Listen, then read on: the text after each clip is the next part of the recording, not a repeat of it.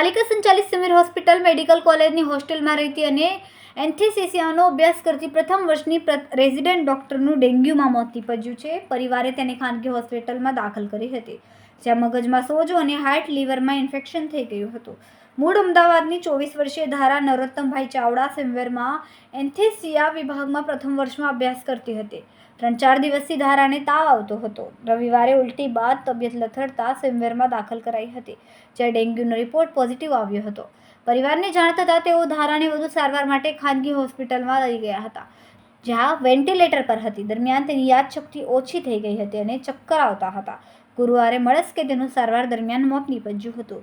આ રીતે યોગી ચોક તિરુપતિ સોસાયટી ખાતે રહેતા ખોડીદાસ સાવલિયા 3 બહેનોના એક ભાઈ હતા. 3 દિવસથી તેમની ખાનગી હોસ્પિટલમાં ડેન્ગ્યુની સારવાર ચાલી રહી હતી, જ્યાં ગુરુવારે મોત નીપજ્યું છે.